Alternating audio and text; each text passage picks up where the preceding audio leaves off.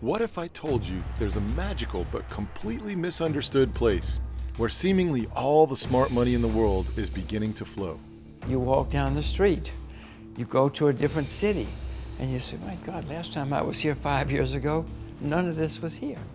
It's a place where people are getting wealthier like never before, where more millionaires and billionaires are being created than anywhere else on Earth. That transformation is probably the most rapid and significant, I think, in humankind ever. It will probably come as no surprise that the world's richest and most successful individuals have already discovered this miraculous place. People like Warren Buffett, Charlie Munger, Bill Gates, George Soros, Elon Musk, Jeff Bezos, Jim Rogers, and more. And the money being made here is incredible. I'll share how one man, for example, even found a clever way to turn $200 into a $1 million payday. In my personal opinion, I think this is a once in a many years opportunity. But here's the irony. In this land of vast new riches, money no longer exists in the traditional sense. There's never a line at the few remaining ATM machines, no one carries a wallet, and fewer still write checks or carry dollar bills, credit cards, or coins. Instead, there's a radical new type of currency exchange used to pay for everything.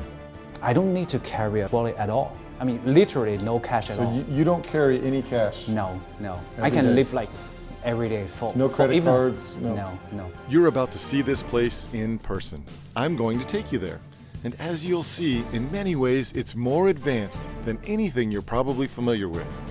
You'll see stores without employees, buses that drive themselves, facial recognition security, and a string of other new breakthroughs and trends that are light years ahead of where you live. Its technology and product hunger is really unparalleled. It's not seen anytime, anywhere else in the world and in the history.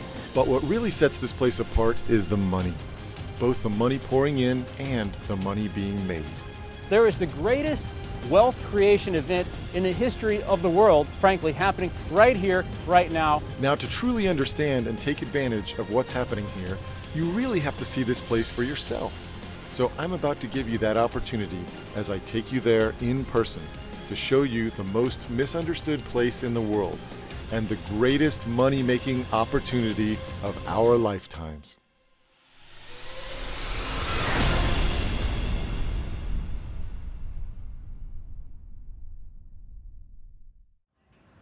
Hi, my name is Steve Sugarrood. I'm a former hedge fund manager, but I'm excited today to play tour guide and take you on this incredible adventure. Right now, I'm at the Newark Airport. I left my island home in Florida early this morning, and now I'm about to hop on a plane and take you to this place where so much money is flowing, so much wealth is being created, and where you really can get a glimpse into the future. But before we go forward, we need to first step back. This is a journey that I started more than 20 years ago and have continued many times in recent years. Every time I come here, I'm even more amazed. What I've realized is there's never been a bigger distortion between perception and reality than I see in this place, right here, right now. What people think about this place is nothing even close to what it really is or what it's becoming. So what is this place that I have been talking about? Well, as you can probably tell from what you see behind me, we are in China. I'm standing on the Great Wall of China at a place called Mutianyu, roughly 50 miles north of Beijing. This section of the wall was built beginning more than 600 years ago, back in the 1300s. Isn't this place incredible? On a clear day, you can see for over 20 miles. But here's the incredible thing. China is not only radically different from the place it was 600 years ago, it is also completely different from the place it was just a generation ago, even from a political point of view. They call themselves communists, but they were probably the best capitalists in the world in 2018, 2019. California is more communist than China is. Massachusetts is more communist than China. And this incredible adaptation of capitalism has transformed the country in just a single generation. People who are my age, in their 40s and 50s, grew up in a very different time. In Beijing, I met with a successful hedge fund manager, and the stories he told me were incredible. When I was a kid, when I read book, we do not have electricity. At night I need to use candle. I heard the same story again and again as I met with some of China's most successful people. When I grew up, I was born in 75, and lived in China till the age of 10 in Hunan province, which is fairly poor, but back then everyone's poor in China. And we still had to have rations, like coupons for meat, for eggs, for material to make clothing with. And you're lucky if you had one new outfit per Fabric year. coupons. Yes, exactly. Fast forward 40 years, and here is a glimpse of China today after years of lightning-fast growth.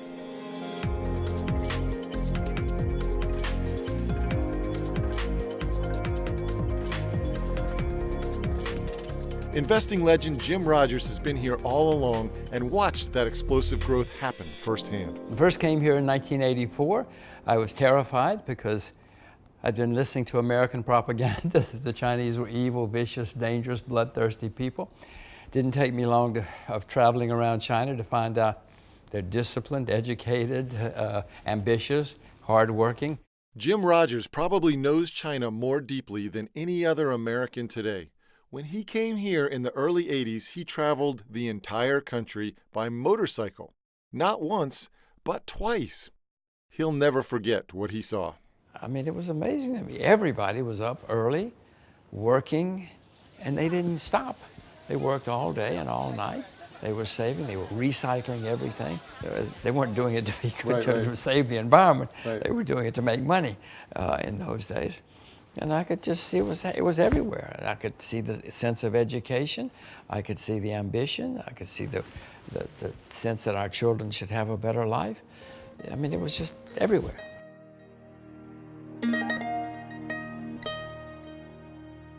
Peter Churchhouse is another person who has seen China like few others. He's a successful businessman who arrived in Hong Kong in 1980 and soon went on to run Morgan Stanley's Asia division. He was there long before the explosive growth of China, and he's seen it all happen firsthand. I came to Hong Kong in 1980, so I've been here nearly 39 years now. I came to help build a new town in the new territories in Hong Kong. And at that time, Shenzhen, which is the city just north of Hong Kong, that city was not a city, it was a village of about 300,000 people. And you walked around that village, there were people, blacksmiths, beating charcoal implements in the street. There were no buses, no taxis, no cars.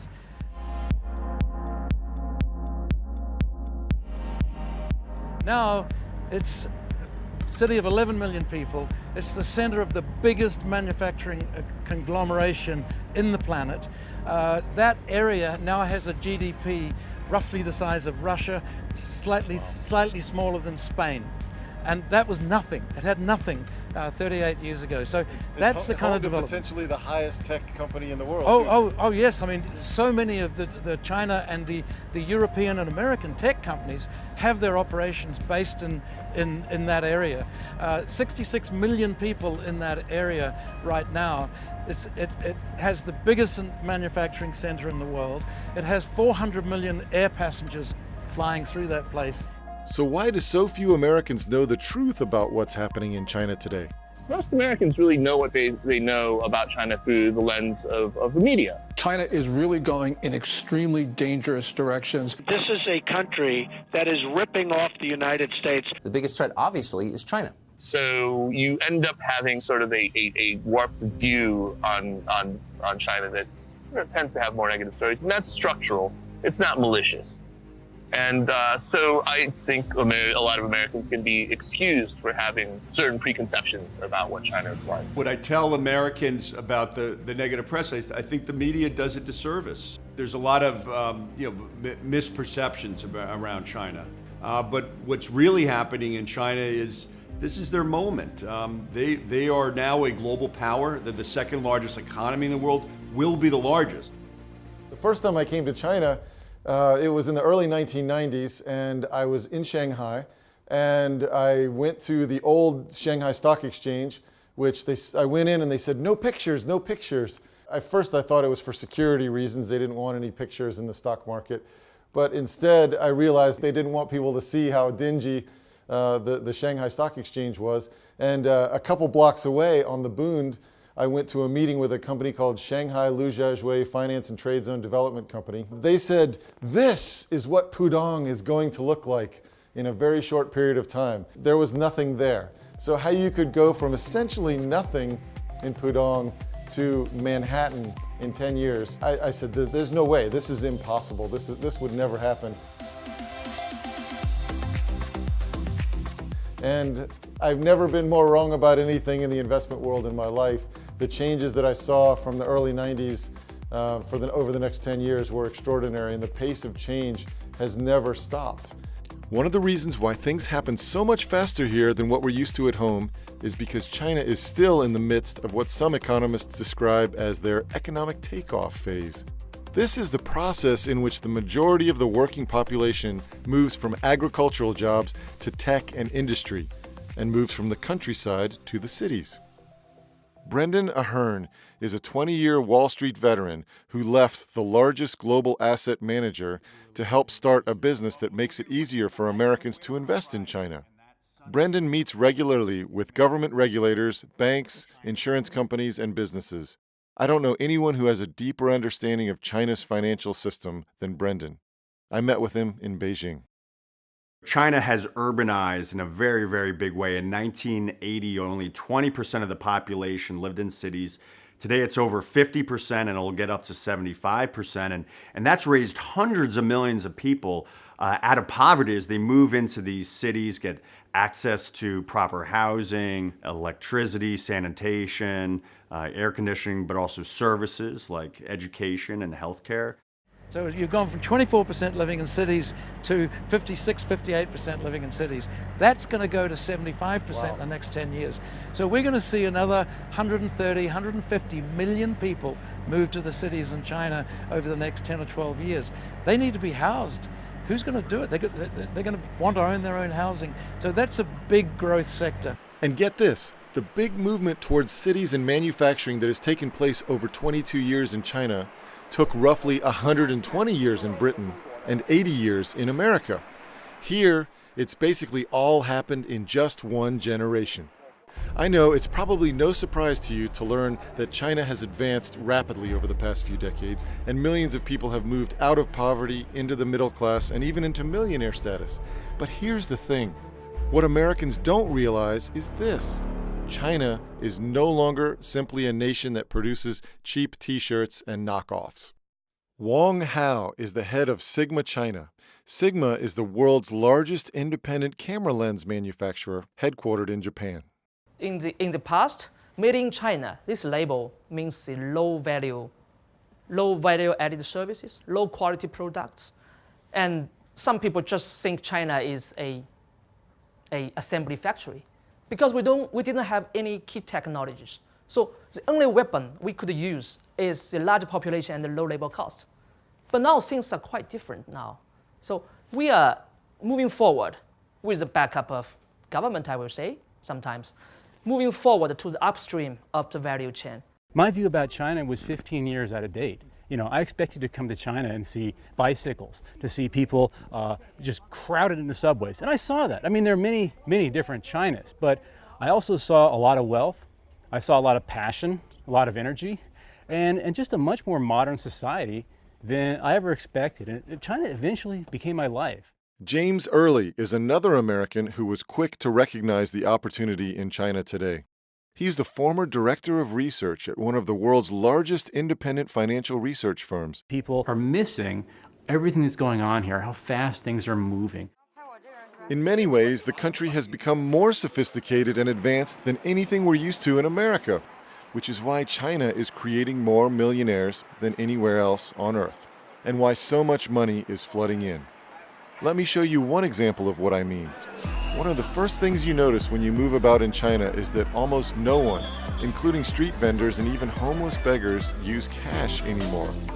Regular money, as most of us know it, has simply disappeared. I almost forgot how fast growing of the mobile internet and online payment. Roughly like 2 or 3 years ago, I have to, carry a big wallet with a lot of changes.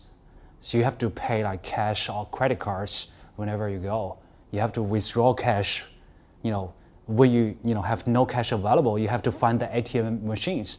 But right now for here, in Beijing, not just in Beijing, even in my hometown, I don't need to carry a wallet at all. I mean, literally no cash at all. So you don't carry any cash? No. I Every can day? live like every day full. No credit cards? No credit card, no cash.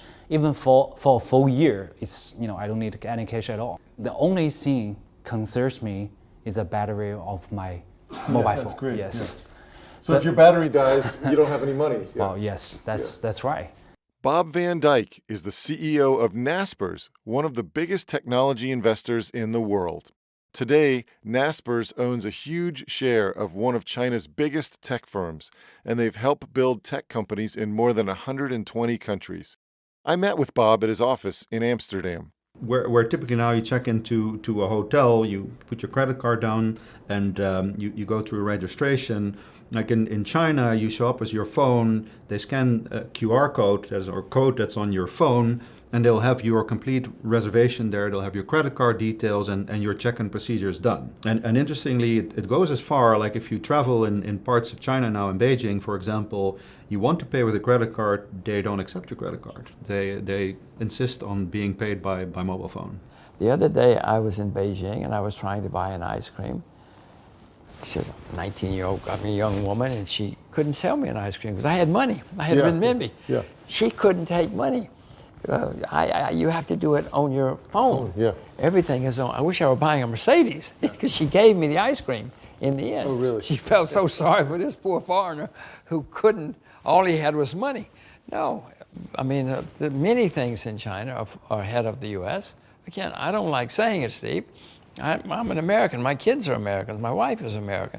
But I have to face reality. And Tencent, Alibaba, you know the names as well as I do. These are not little guys in the backyard somewhere. Right. These are major, gigantic powerhouses built on technology. Lei Chung is business TV anchor for CGTN in China and a former China correspondent for CNBC. No, I don't see any money changing hands here. I just see these signs. Exactly, it's so convenient. So literally, is there any money changing hands at all? Very little, I think. You'd have to be living under a rock to not have WeChat, to not have Alipay, because the blue is for Alipay and the green is for WeChat, and there's a constant battle to see who has more market share in the online or offline space. Online, because of Taobao, Alipay definitely, but offline because everyone uses WeChat as social messaging and just about everything else. WeChat Pay has an advantage. WeChat, Alipay, Taobao, what are these names that Lei is talking about? WeChat is the most powerful social media platform in China with over 1 billion users. It's like Facebook, but on steroids. You can use it not only for communicating with friends and family, but for business dealings, for setting up doctor's appointments or dinner reservations, for paying bills, even for paying your taxes. Taobao is the largest e-commerce website in the world, bigger than Amazon.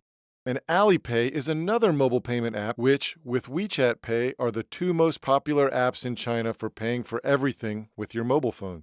It's amazing. Every time I come to China, I see fewer coins and bills. So I asked Lei Chung about the virtual disappearance of all types of physical money. So how long has this been, though? Because I was here just a few years ago. And people still had coins and notes? Yeah, as little as 5 years ago, this didn't exist. Well, it was 5 years. It's a long time in China.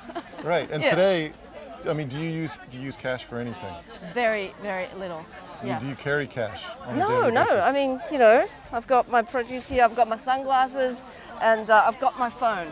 And this is why even pickpockets are becoming unemployed in China because they can't steal phones because everyone's holding them. They can't steal money anymore. Nobody carries money. Right. And that is what is leading this new cashless society. You can see it in action everywhere, and many times it's paired with other really interesting new technologies.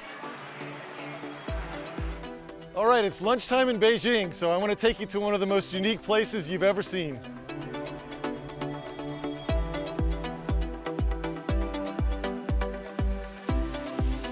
So here's what's unique about this place.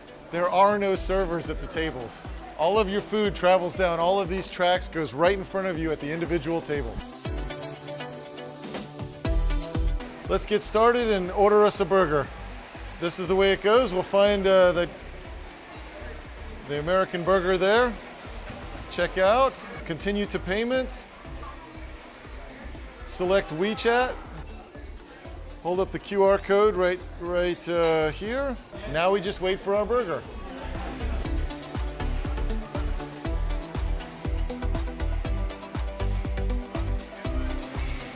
And there's my burger. So I would say a great example of a technology that we think is coming to fruition everywhere is using mobile phone to sell used goods.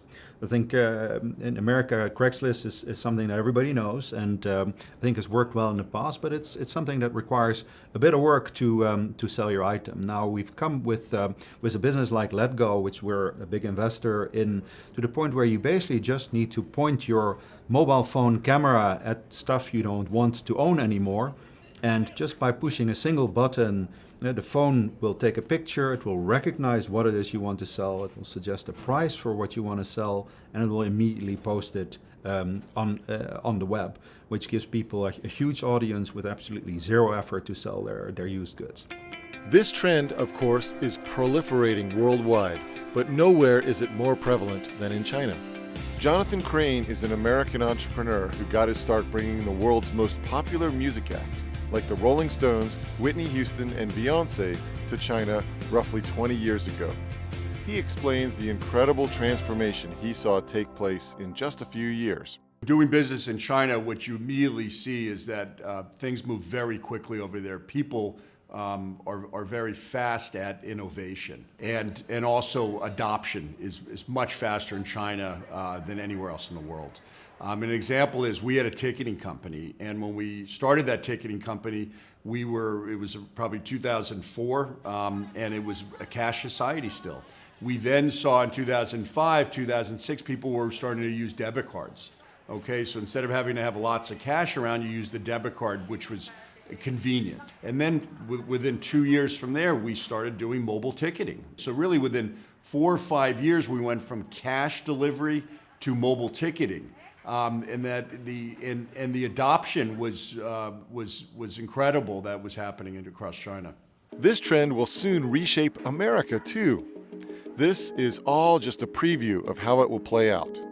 Brian Takango has been traveling across Asia to research and invest in local businesses since 1999.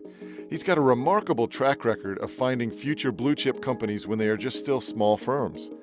I met with Brian recently in Hong Kong.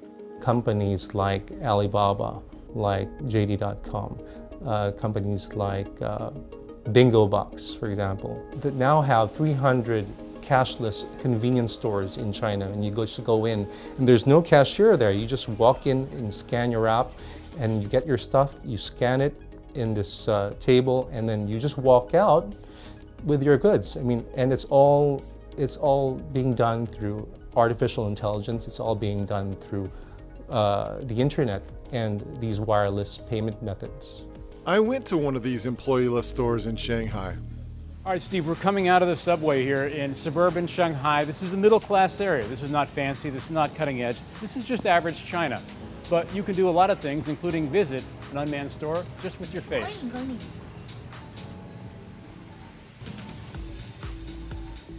So inside, it's got really the same stuff you'd find in a 7-Eleven. We're the only people in here. You don't need any person to run this store. And yet it's also safer, Steve, than you'd expect, because everything in this store is connected to my face, which is connected to my WeChat account, which is connected to my Chinese bank account. So whatever damage I do here, all comes back to me at the end of the day. Here you go, sir. I'm just gonna push this button and we scoot right in.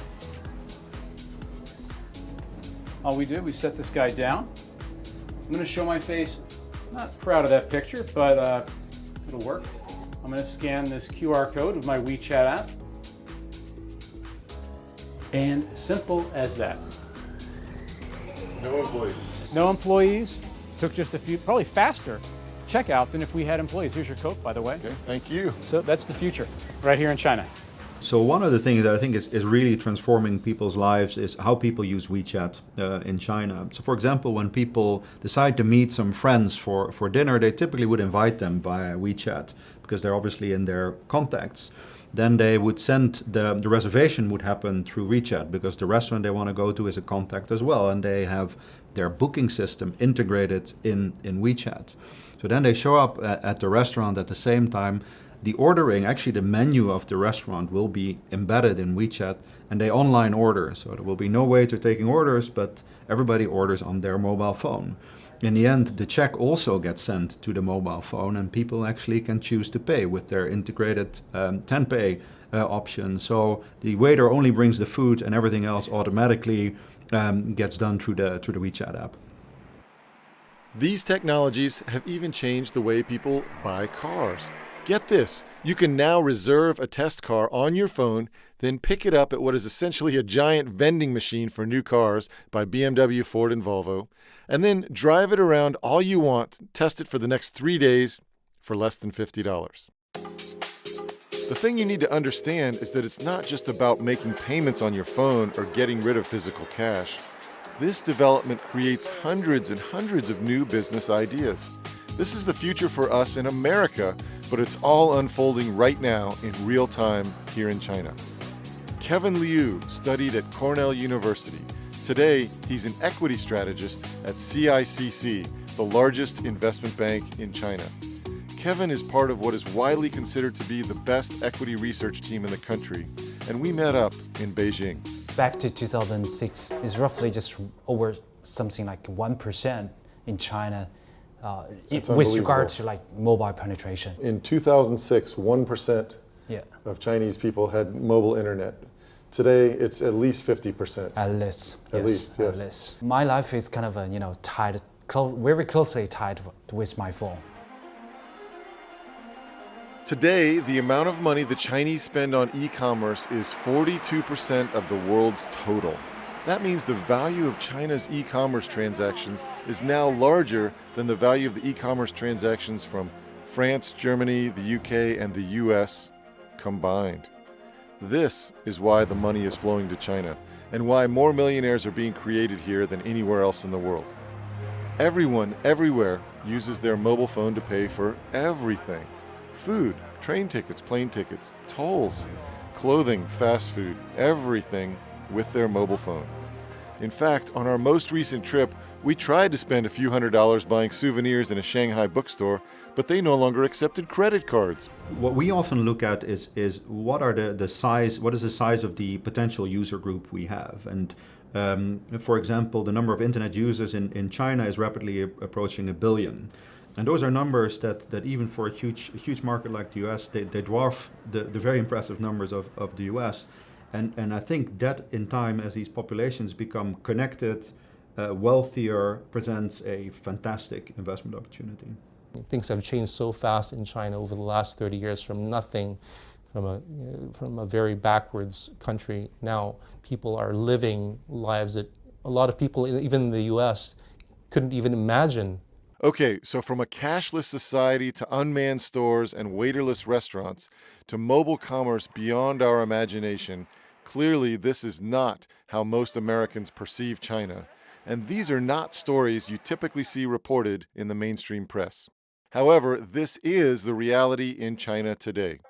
But hold on, you might be saying to yourself, I thought this was a communist country. This doesn't sound like communism to me. Well, as Jim Rogers said earlier, California and Massachusetts are probably more communist than China. And the truth is, while the Chinese call themselves communists, they are actually among the best capitalists on earth. And this is part of what's caused such a radical distortion between perception and reality in China today. China isn't a communist country anymore. It's not a Marxist communist regime like it was under Mao Zedong. It has advanced much more into what you might call a form of autocratic capitalism. It's still a dictatorship, it's still an autocracy, it's not a true democracy by any means, but think about it, most of the economy is now run by private sector interests, by private companies who are doing their own thing, investing, doing what they want to do. Families can pretty much live where they choose these days. They can get educated the way they want. They can own their own home. They can invest in stock markets, invest in all sorts of products. Still a lot of restrictions, nowhere near as free as it is in the West perhaps, but it's certainly not a communist country in the way that Marxism says that all resources must be owned by the state. That is not the case in China anymore. I mean, this is a country where since 1978, 1980, when Deng Xiaoping started the open door policy, a country where GDP growth has skyrocketed, where life expectancy has skyrocketed, where quality of life skyrocketed. Everything has gone up, up, up. This is an economic miracle. You know, those are measurable facts in a communist country brought about by capitalism. It's almost ridiculous to call China a communism country because the government is the biggest capitalist in the world. I never look at China as a communist nation. I don't even ever use the word. China is very capitalistic. Okay, there's a middle class forming there. You have hope. I go back to the word hope. That you can be low income and become a billionaire. The truth is, the government in China works very differently than most Americans think. In short, they are doing everything they can to foster innovation, entrepreneurship, and personal wealth.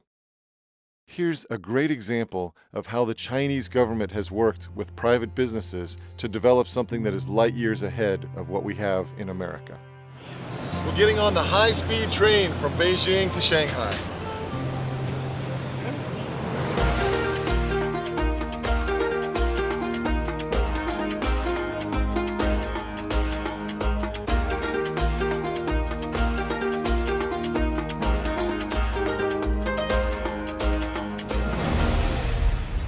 So here we are experiencing another of the wonders of Chinese technology and innovation. We're traveling on the bullet train going 350 kilometers an hour right now.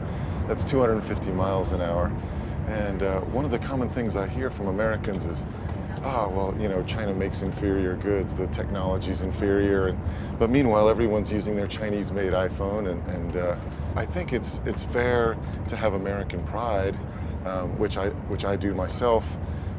But I think we also need to be honest about the reality. I mean, here we are, again, traveling 250 miles an hour, using our Chinese technology, and this is reality in China today.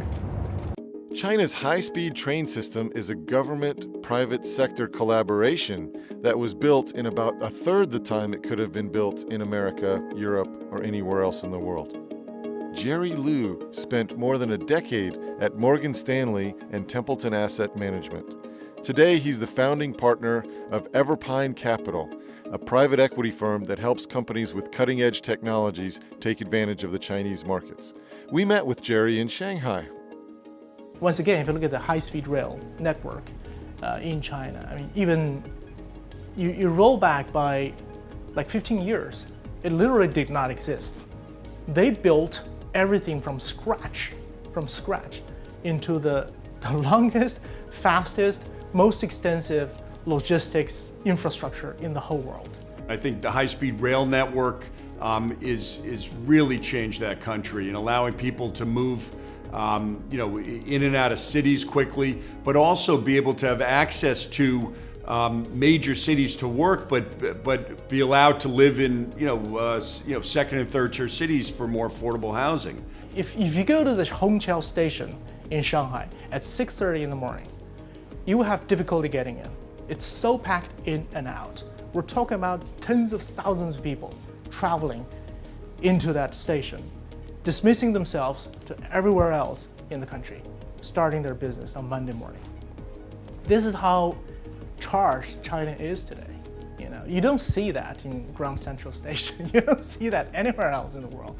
This is how driven China is.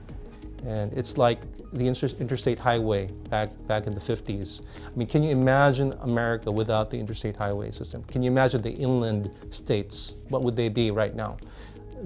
That's what's happening in China right now.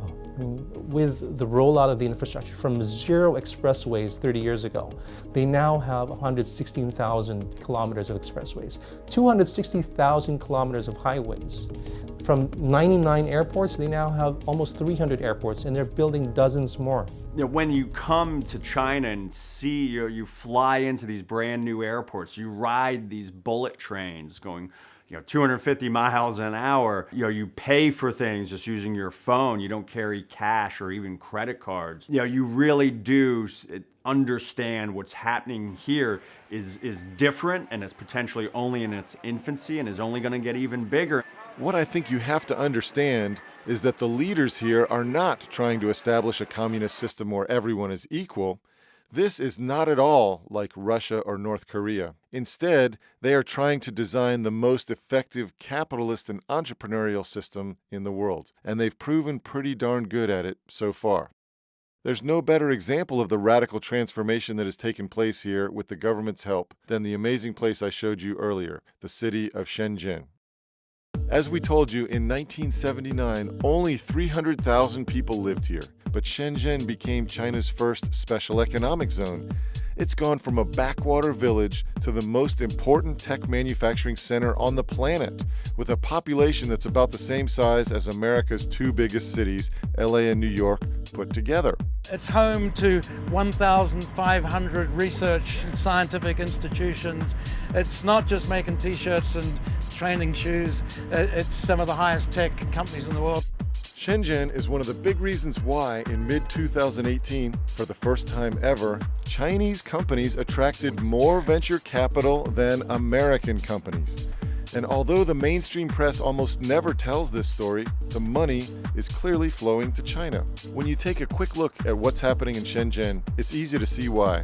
Today, just this one Chinese city, which most Americans have never even heard of and basically didn't even exist 40 years ago, is home to the world's third biggest internet company. It's bigger than Facebook or Netflix. The world's biggest maker of drones, DJI. The world's biggest maker of plug-in electric cars. No, it's not Tesla, it's BYD. And the world's biggest telecom equipment company.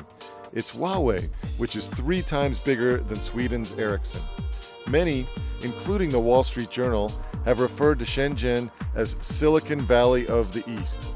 But in many ways, it's actually much more advanced and more sophisticated. Shenzhen has the world's largest metro line and the world's first all-electric bus fleet. Incredibly, its 16,000 buses are all electric and make no noise or pollution. This single city has built more skyscrapers in a single year than the entire United States during that same time. And this is a critical point. Today in Shenzhen, it's not a place where businesses simply copy ideas and products. It's a new reality where China is quickly becoming one of the most innovative economies on the planet. Kaiser Kuo knows both America and China intimately. He's a former director at Baidu, China's largest internet search engine. He's also a former member of the Tang Dynasty, China's first heavy metal rock band which formed 30 years ago. Today, Kaiser lives in America, where he helps run a China-focused media firm. I met up with Kaiser in Beijing. There was a joke even among people who worked in the industry. We said, C2C, which of course in English means, consumer to consumer. C2C means copy to China. There certainly were a lot of companies that were simple clones of American counterparts. What's really interesting, though, is how quickly that whole narrative shifted. Shenzhen, the city that had blacksmiths beating charcoal implements in the streets less than 40 years ago, is now the electronics and hardware capital of the world. It's the most sophisticated and advanced place on Earth when it comes to building new electronics and hardware. While Silicon Valley has chosen to focus on software, Shenzhen has a major advantage in all of the world's actual equipment. That's why Apple has set up its latest R&D center here. IBM is here. So is Oracle, Cisco, Nvidia, Emerson Electronics, Amazon, Samsung, Microsoft, Intel, Qualcomm, Tesla, DuPont, Whirlpool, Mattel, Philips Lighting, Radio Shack, Texas Instruments, 3M, Broadcom, Black & Decker, Toshiba, GoPro, and dozens more of the world's top technology firms. They've chosen to open up shop in Shenzhen. Airbus, the world's largest plane maker, just chose Shenzhen for an innovation center. General Motors makes more in China than it makes in America. Apple makes more in China than it makes in America. There are many major American companies. They know General Motors knows that China is a gigantic market for high quality products. The reason these companies are here is because they have access to the world's most advanced supply chain for manufacturing and distribution. You can get everything from raw materials to computer components right here in Shenzhen. It has become really the epicenter for all global high-tech manufacturing. It is where the supply chain sits. I'm not in Palo Alto calling across time zones, using online translation, trying to talk through these things that, where the back and forth is taking weeks. Right. It's an immediacy that is a tremendous advantage. And when the United States stopped manufacturing things, I think it surrendered a lot of its advantage in that way. Edith Young is a general partner of a venture capital firm called 500 Startups. When asked how to explain Shenzhen to Americans, she says, I would tell them it's a Silicon Valley for hardware. She says Americans have no idea what's going on in China. There are so many areas where China already exceeds the U.S. Right now and for the foreseeable future, many of the world's biggest and most important breakthroughs are going to be coming out of this city that most Americans have still never heard of. One of the most successful of Shenzhen's recent startups is a company called DJI, which makes affordable commercial drones. The company has a 1,500-person research and development team. Today, they have 70% of the global drone market. They'll be going public soon, but Americans have never heard of them. All they know is GoPro. But DJI's drones are far superior to GoPros in almost every way. The tech site Gizmodo, for example, recently compared the two and concluded it's practically a landslide in DJI's favor. When you look at the amazing list of new technology companies in Shenzhen, it's simply astonishing. There's a company called Beijing Genomics Institute, for example. The scientific journal Nature called it a DNA superpower after the company bought so many genomic sequencing machines that it quickly owned more than half of the world's total. China used to be known for being the best supplier of cheap pharmaceutical ingredients and knockoff pills, but today China has the second largest number of clinical trials involving biologic treatments after the United States. This is why Merck and Johnson & Johnson have innovation centers in China, and why companies like Eli Lilly and many others are selling Chinese-discovered drugs overseas. But again, almost no one in America knows this. It's a story that's hardly ever reported in the mainstream press. Then there's the biggest electronic automaker in the world. It's not Tesla, but a Chinese company based in Shenzhen called BYD. This company has the biggest battery factory in the world, and it already sells more electric cars every year than Tesla. BYD also has something Tesla doesn't: the backing of the world's best investor. Charlie Munger and Warren Buffett of Berkshire Hathaway own nearly 10% of BYD. Charlie Munger is one of the world's leading proponents of investing in China. He said in a recent interview, American investors are missing out on China. It just looks too hard sitting in Omaha, but it's where they should be looking. And keep in mind, all these companies and all these innovations are all located in just one city. This is why The Atlantic magazine recently wrote, "It's now becoming clear that in many respects, China has distinct advantages over Silicon Valley as it hopes to become the next nexus for innovation." I think the current perception in America of China right now is one of very archaic perception that China is this massive sweatshop that's just constantly throwing cheap goods into America. But the reality is China is one of the most dynamic economies in the world. Okay, but what about all these impressive numbers? One of the objections to China I hear constantly is that China's economic numbers are manipulated. So I put the question to one of the most knowledgeable people on the subject.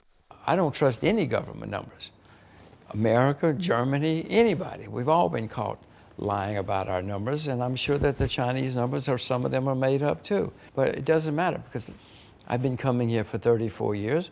You walk down the street, you go to a different city, and you say, my God, last time I was here 5 years ago, none of this was here. And it all happens, and it happens very quickly in China, partly because it's a one-party state, and partly they get it done.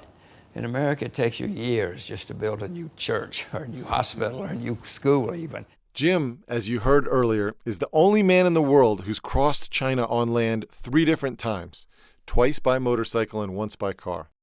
And he also has what is probably the best investing track record of all time for the work that he did during the 70s. His quantum fund delivered a 4,200% return to his investors during a time when stocks did nothing. That does not mean there won't be problems in China. America became the greatest country of the 20th century. Along the way, we had 15 depressions with a D. We had a horrible civil war. We had massacres in the streets. We had very little rule of law. You could buy and sell, you could still buy and sell congressmen, but in the 19th century they were cheap. You could buy 4 or 5 for the price of 1 now. America had many problems along the way, but we became an astonishing success, the most successful country in the 20th century. For me, as we look at China and this potential opportunity, I think it's crucial for us to consider what we can see with our own eyes. Has China grown like crazy?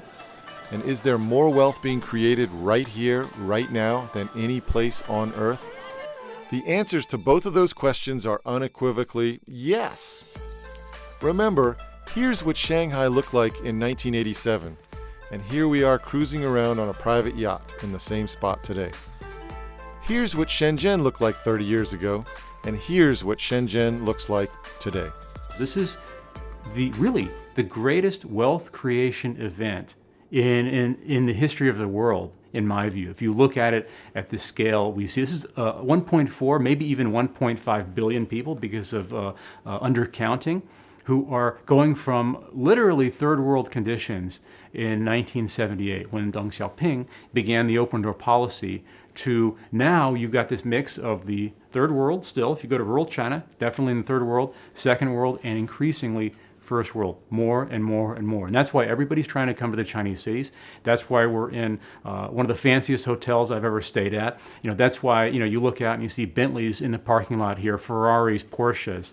That's real wealth, and it's growing day by day.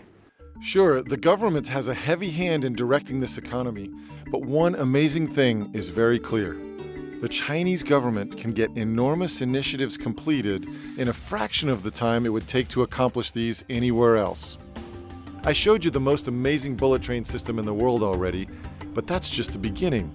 Right now, the Chinese government is forcing the big telecom companies to spend $180 billion over 7 years to build the infrastructure for the world's largest 5G mobile network. Meanwhile, in America, 50 different states are all trying to plot their own course. Do you really want to bet against China with this type of infrastructure initiative? I sure don't. Most of the rural areas, they've skipped the landlines. And my suspicion is that they're going to make the next leap into the 5G, faster than anywhere else in the world. Another example. In Beijing, I met with the man who designed Beijing's tallest building and helped design an area called Beijing Funtown. This is an ultra-modern, environmentally friendly area where nearly all of the businesses are venture capital, hedge funds, private banks, asset managers, and other types of investment funds. This is what's possible here in this communist country. China is an example of a country that has gone from the Stone Ages into the 21st century over a space of 30 years. So it's really a fundamental transformation of a society and an economy, the likes of which I've never seen.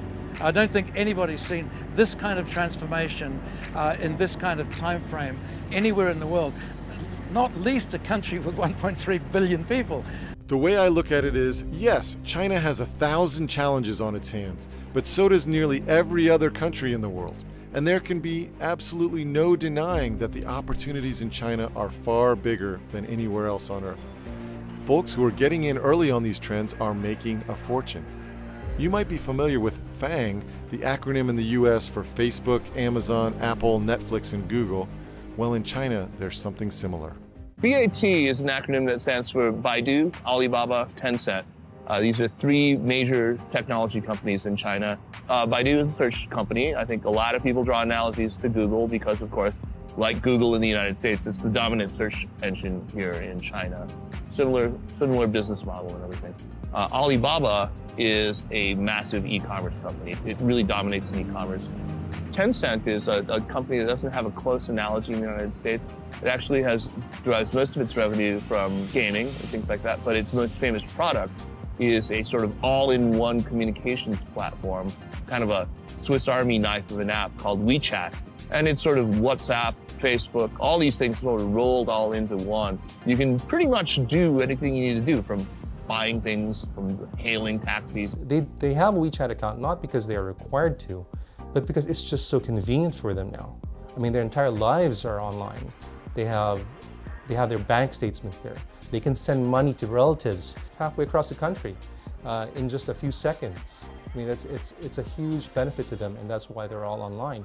We had the incredible opportunity to have meetings in 2 of Tencent's locations. First in Beijing, and then also in Shenzhen at their amazing new headquarters.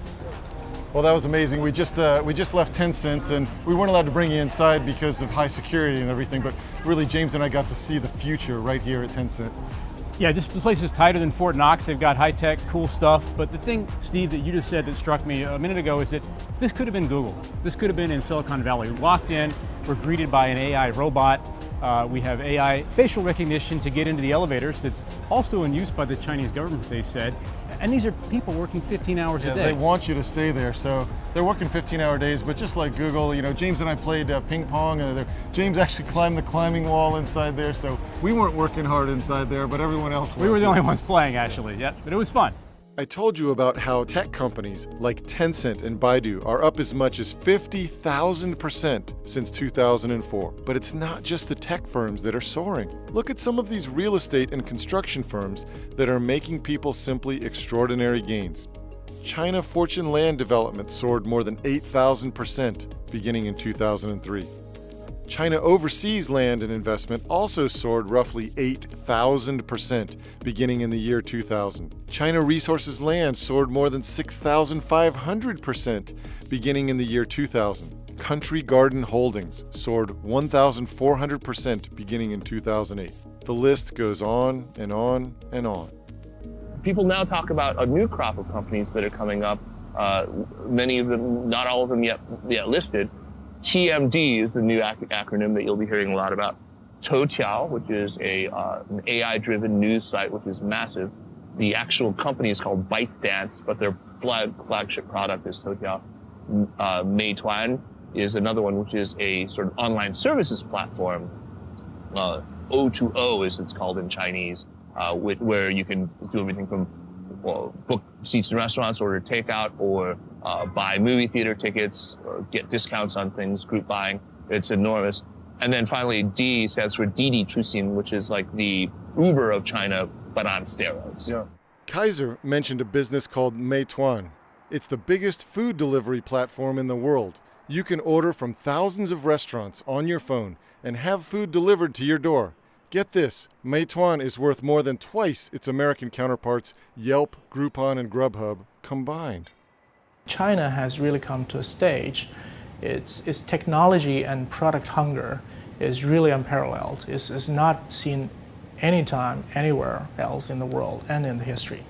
So we're talking about really more than 1 billion people upgrading their lifestyle, pretty much catching up to US and European style, but in a very dramatic manner. China has seen technology develop very much in lockstep with its really rapid environmental growth. There's a kind of faith in the ability of technology to deliver better lives.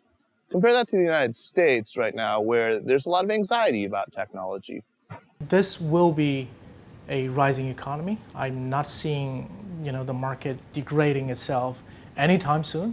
I think it's still going full steam ahead.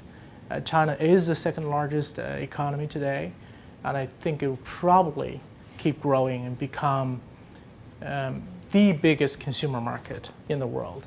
It will be there with or without your capital. Okay, so it's really your call. There's a saying in the financial world that money flows to where it's treated best. And right now, the best place to build and grow wealth is unquestionably in China. which is why the smart money is moving here. The money being made here is like nothing we have ever seen in human history. What's crazy to me is that despite all the evidence I've shown you, the mainstream media in America still loves to hate on China. Look at some of these recent book covers. But here's the truth. Already, the best investors from America, including our most famous and successful investor Warren Buffett and his business partner Charlie Munger, are here in a big way. So are Bill and Melinda Gates, the Yale and Harvard pension funds, Goldman Sachs, Bill Gross. And by the way, speaking of millionaires and billionaires, according to the BBC and the latest figures, China is producing 2 new billionaires every week. That's twice as many as were created in America over the same period of time. And get this, the country recently created 1 million new millionaires in a single year. That's more millionaires in a single year than the total that exists in the wealthy nation of Switzerland. But it's not just individuals making huge money. There are many success stories for small businesses too. So I give you one example we invested in. It's a French company. It's called iTechCare. So this is a company with a cutting-edge technology that could cure glaucoma using the ultrasonic technology. It's the only company in the world that is capable of doing that, but it was a local company. It was a French company based in Lyon. Today, we took this company to the China market, and it's already in more than 30 cities in China, and is doing business really well. Jerry told us the money they were making in some of these individual Chinese cities is as much as they were making in all of France. And there are others making extraordinary gains as well. America's #1 venture capital firm, Sequoia Capital, has even set up a division in China. They recently made more than 1,000% return worth millions of dollars on one of their investments. And the most profitable investment in the history of the world was made here, a 500,000% gain in roughly 17 years. Bloomberg called it the deal of the century, and for good reason. That type of gain turns every $200 invested into more than $1 million. That investment was made by a man named Koos Becker and his company, an investment firm called Naspers. What they did was invest in Tencent, even though most Americans had never heard of it. Again, the smart money is moving to China, simply because this is the best place to turn a small investment into a sizable fortune in the years to come. I left the US for China, where I am right now, because frankly, in all my life, I have never seen such wealth creation happening in the size and with the speed that is happening right here, right now in China. But I moved to Asia because of China. I want my children to grow up speaking Mandarin, and in their lifetime, China will be the most important country. As an American investor, I think this is in my personal opinion, I think this is once in a many years opportunity to dive in. You've seen the incredible new technologies and innovations coming out of China that almost no one in America knows about yet. I've told you about the huge economic tailwind of this market, how another 300 million people migrating to cities and moving into the middle class will create the biggest consumer market in history. And I've told you about how so much of the smart money is already in China. But there's a huge part of this story that I haven't even mentioned yet. In fact, it's what got me so interested in China just a few years ago, and might be the most important part of this incredible story. In short, there are 2 enormous piles of money. I'm talking over $1 trillion total dollars that are about to get pushed into the Chinese stock market. This new money is absolutely 100% coming to Chinese stocks. And nothing like this has ever happened before in the history of the financial markets. Not on this scale. Here's the deal. A group called MSCI, which stands for Morgan Stanley Capital International, controls where a huge portion of international money is invested. And for the first time ever, MSCI is forcing hundreds of billions of dollars from the world's biggest mutual funds, pensions, and insurance companies to be invested in local Chinese stocks. There's going to be a sea change around China because as the largest asset managers, the largest pension plans globally, they're going to be coming here for the very first time because they have to own these stocks, these bonds that we hold today. This process started in June of 2018.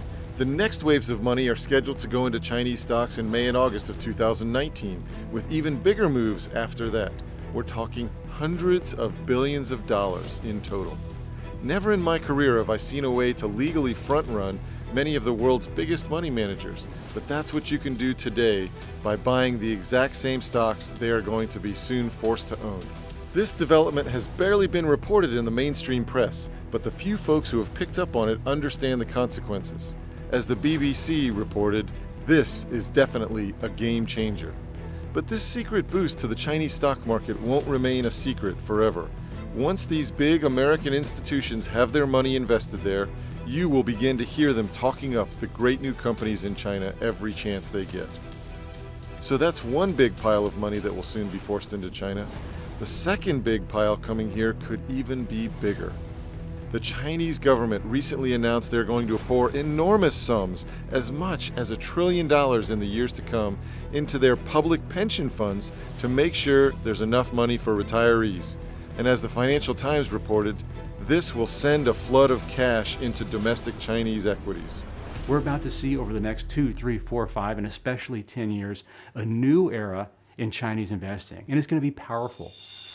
In total, these two new big piles of money going into the Chinese stock market will total at least $1 trillion.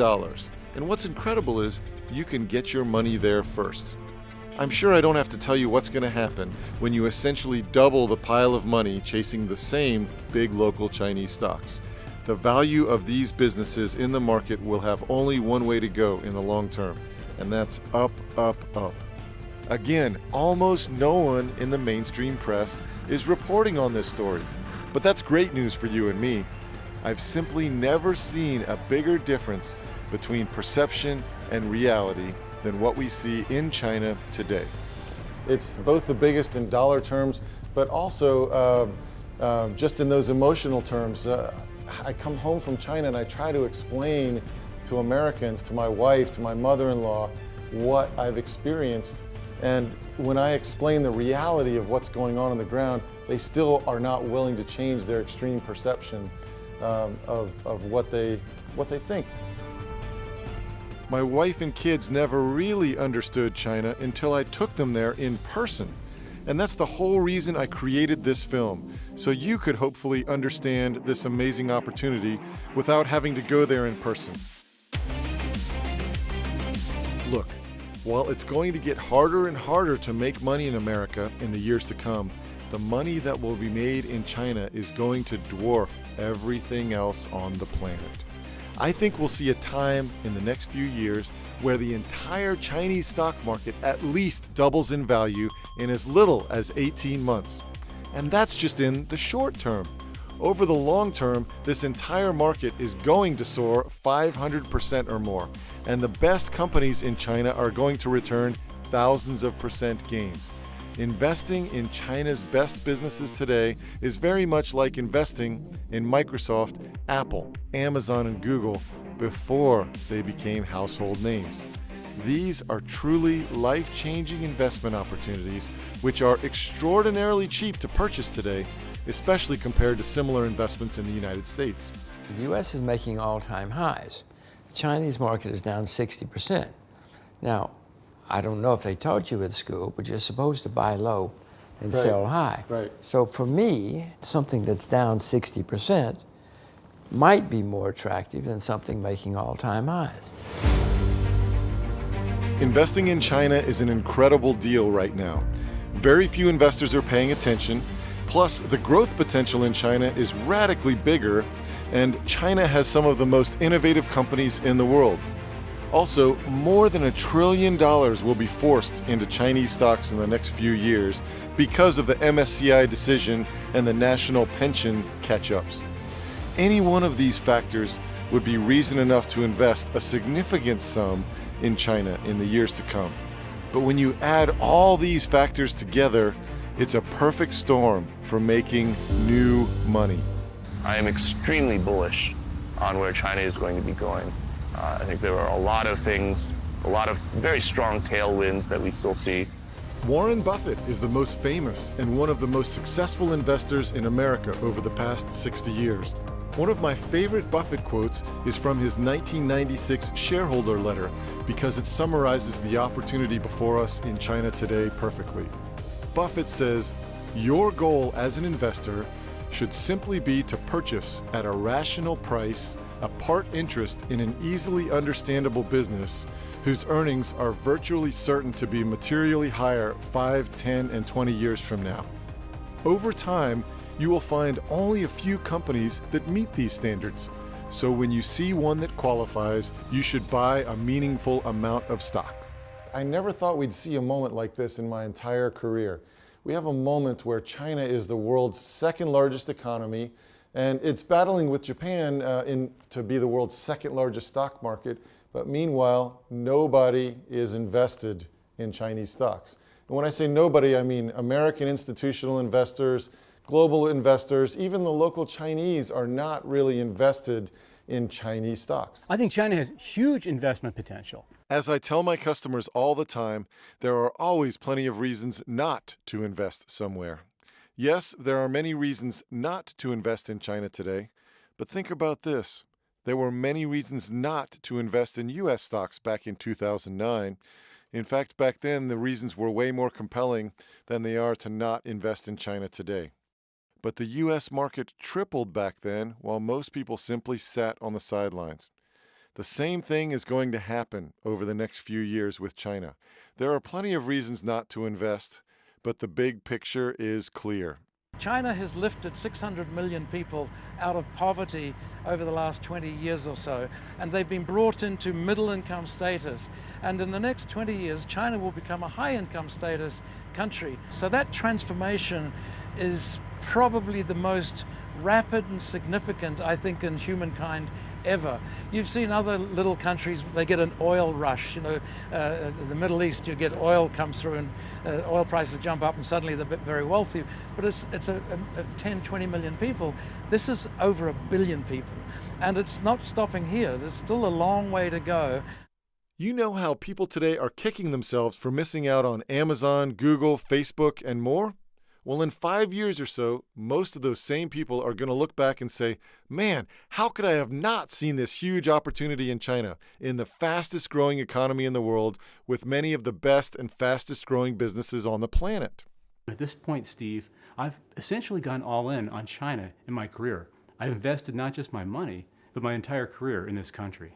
I think you'd be crazy not to participate in it, even in a small way. You don't need to jump in boots and all, but I think this is a growth story that's going to run for at least another 10 or 20 years. Imagine if you had not invested in the US in the last 30 years. What would you have missed out on? That's exactly what you will miss out if you don't invest in China today. I hope you enjoyed this journey through China and a look at the incredible opportunities that it presents us today. You know, I'm sure that some people are going to be very angry at me for making this film and encouraging people to learn more about China and to ultimately take an investment stake there too. In fact, I'm sure some people will call me un-American, but I hope that you're open-minded enough to see what's really going on. The truth is, China and America are the future together. It's not going to be, and it doesn't have to just be, just one or the other. And the simple reality is, many places in China are more advanced and more sophisticated than any place in America. But many of America's biggest breakthroughs and trends of tomorrow are taking place in China right before our eyes today. Plus, China's economy is likely to double in size in the years to come, and that's not likely going to happen anytime soon in America. Yes, there are 1,000 reasons not to invest in China today, but I think anyone who takes an unbiased look will see that the positives far outweigh the negatives. There's no doubt in my mind the massive difference between perception and reality in China today has created the greatest money-making opportunity of our lifetimes. But this story won't remain a secret for long. I hope you take advantage of it before the rest of the world catches on. To learn more about the specific steps you can take today to have the opportunity to cash in on what Dr. Steve Sugarud describes as the best money-making opportunity of our lifetimes, go to www.newmoneymovie.com. drsugarwood.com/invest. Dr. Sugarwood has spent more than 20 years helping hundreds of thousands of Americans figure out how to safely and dramatically grow their wealth. In his investment research, Dr. Sugarwood shows you exactly which stocks he recommends you buy, when to buy, and when to sell to have the opportunity to maximize your gains. He'll show you the absolute best way to take advantage of the opportunity in China today. You can access the best of his investment recommendations through any regular U.S. brokerage account. Dr. Sugarwood has already helped hundreds of people make a small fortune in China. Just look at a small sampling of the gains from more than 600 letters he recently received from his subscribers. There's simply no one more qualified in the financial world today to help you learn how to take advantage of this enormous opportunity and trend taking place in China. Best of all, today you can save half off the regular subscription rate for Dr. Sugarwood's investment research recommendations, and you can try his work totally risk-free for 30 days. If you're not happy, or if you change your mind for any reason, no problem. You can get a full refund by calling or email his US-based team. To learn more, and to get access to Dr. Sugarwood's top China investment recommendations in a matter of minutes, simply go to www.newmoneymovie.com/invest.